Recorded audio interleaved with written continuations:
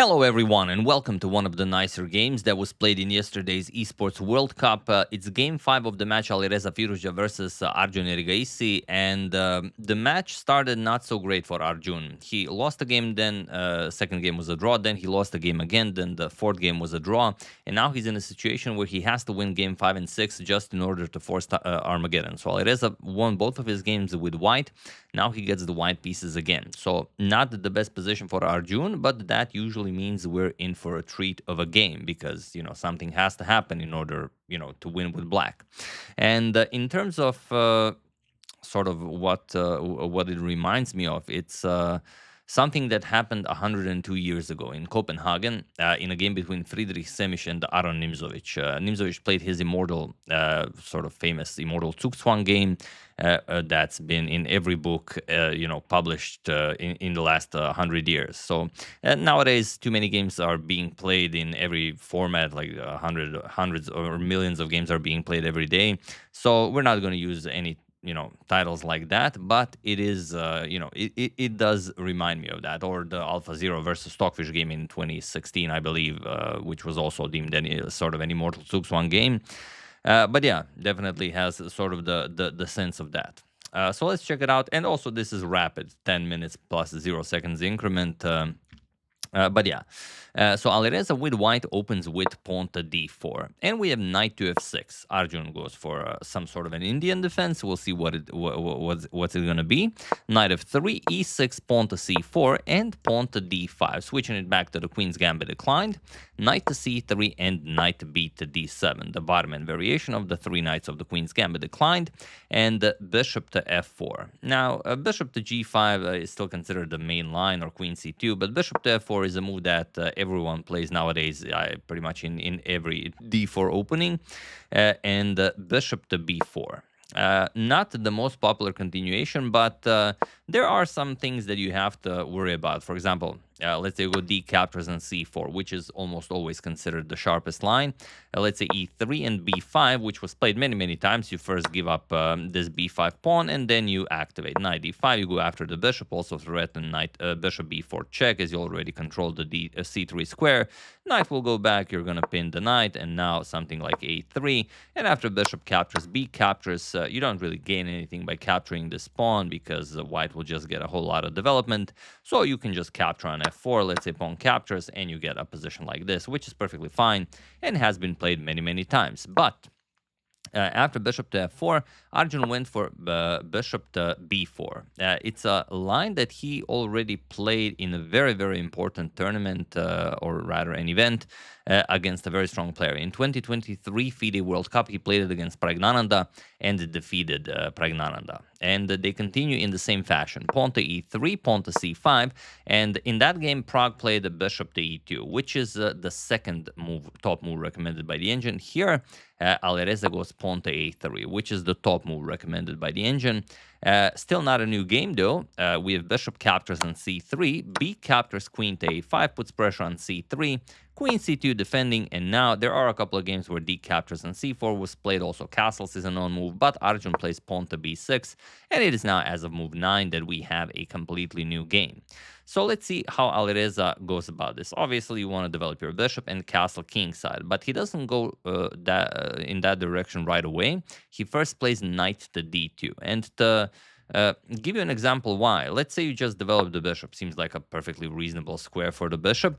Well, then you have problems of bishop to a6. And now, okay, there's a little bit of pressure on that c4 pawn, and even if you defend the knight to d2, then rook c8, and your queen being on c2 and the c file about to open up could be a problem for you. And if you don't castle, you're in trouble. If you castle, you're still in trouble. You can, for example, just captures after knight captures, bishop captures, captures, and now the bishop is hanging, and white is not in time to recapture. So you're losing at least a pawn, and maybe more. So that's why Alireza has to prepare those bishop d3 castles moves. He plays knight to d2 first, and now bishop to a6 doesn't really do all that much. So Arjun just castles and pawn to a4. Very, very useful move, as you'll see what Alireza has planned. We have C captures on d4, E captures on d4, D captures on c4, and knight captures on c4. Attacking the black queen, we have queen to d5, nicely centralizing, also preventing the bishop from being developed, but Alireza thought of everything. He goes knight e3, chases the queen, and defends on g2 at the same time, so now the bishop can be developed. Queen to c6 and the bishop to b5, complements of that pawn to a4 push. We have queen to b7, and now castles kingside. Okay, knight to d5, no problems there. Knight captures on d5, we have e captures, and now rook f to e1. And if you look at the position, what do you see? You see the mighty bishop pair that Alireza wields, and you also see the undeveloped queen side that Arjun has. And it's not easy to figure out how to go about this. For example, if you go knight f6, which is a very natural move, you want to play knight f6, you want to develop the bishop, connect the rooks, you play rook e8, hopefully not while the bishop is on b5, and maybe you can survive. So that's why Arjun first chases away the bishop. He wants the e8 square for his rook at some point. So okay, bishop to d3, and now pawn to h6 first, creating some breathing room for the king. And objectively, Arjun's position is already lost due to his lack of development, but you have to continue in the best possible way in order to achieve that. So how would you continue this game? Have at it while I give you a couple of seconds. Of course, you guys always look for activity. Rook to e7. No doubt all of you found this. And now it's a problem. The knight cannot move. The bishop cannot move. The rooks cannot be connected. Is there even a way for Arjun to continue this game? He plays queen to c6. He first unpins and now hopes to develop the knight. But no, not today. Rook a to e1. And what's the idea behind the rook a to e1? Well, let's say you go knight to f6. All of a sudden, rook to c7, and that's pretty much it. That queen is lost, and no move for you, good sir. So after rook a to e1, first queen to f6, get the queen out of harm's way. Plus, it comes with tempo. Okay, bishop to g3, and now the problem is, how do you develop? The knight cannot go to b6, you can't go to c5 or e5, you cannot go to f6, there's a queen on f6 now, cannot go here. You can go to b8, but that's, what's the opposite of developing? I don't know if there's even a word for that. But yeah, if you go rook to d8, which is a move I thought of, and then I realized it was just terrible. If you go rook to d8 with some ideas of knight to f8, then bishop to c7 just kicks away the rook, and yeah, you just improve white's position for free, and white continues crushing you. So after bishop to g3, pawn to g6 was played, which is a nice move, but now Alireza gets a chance to further activate queen d2, going after the newly created weakness. Pawn to h5, and now queen to h6. Not just a fancy queen move, but also threatening a series of most disgusting checkmates. To give you an example, let's say you just play b5. You want to give up a pawn, you want to activate a little bit. How would you win this? There are many ways, but there's one particularly interesting.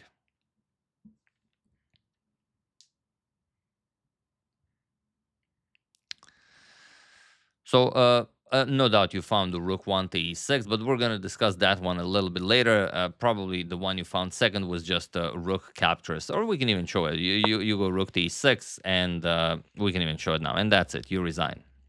There's nothing you can do. You're getting checkmated. Either you first give up the queen and get checkmated, or you go queen g7 and then just rook captures on g6. And that's it. You get checkmated now, or you capture here and then get checkmated. So there's no way to do it. But even without the rook e6, you could also put rook captures on d7. A little bit, of a barbarian nature, but whatever works is fine, I guess. Captures and bishop to e5 also ends the game on the spot. Black has to give up the queen. It will take a little bit longer to finish it, but it's also perfectly fine. So Arjun played queen g7, and now queen to g5. Again, asking, what do you play here? Still, the knight has no squares. You could go to knight to f6 here, but then bishop e5, and again, this is just resigns. So what can you play? Rook to a7.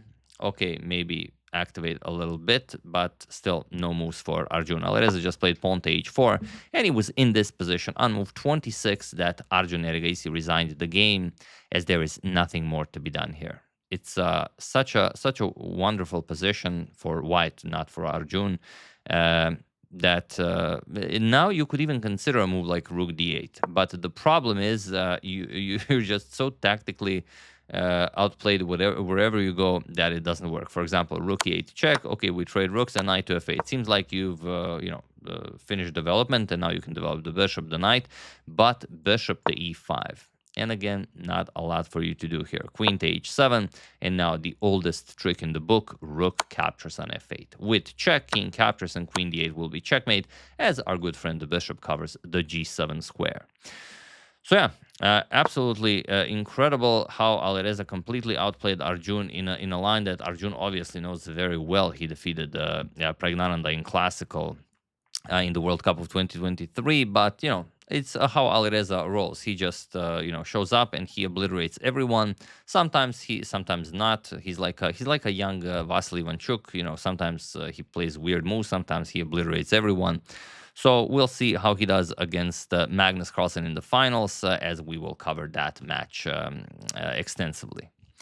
So yeah, that's the game. Hope you guys enjoyed it. Like I said, we're not gonna throw titles around like this is an immortal game or something, but it really, I mean, tying down a player of Arjun's caliber like this, I was very impressed. So I hope you enjoyed it. I would like to thank James White, Robert Pande, Christian Medical and Professional Services, Peter Albert, and Rajesh Kota for your contribution to my channel. Thank you a lot. I really appreciate it. As usual, you can check 2 of my previous videos here. Thank you for watching, and I will see you soon, continuing to check up on your wonderful suggestions and whatever else happens in the chess world. Thank you all. I will see you soon, and have an excellent rest of your day.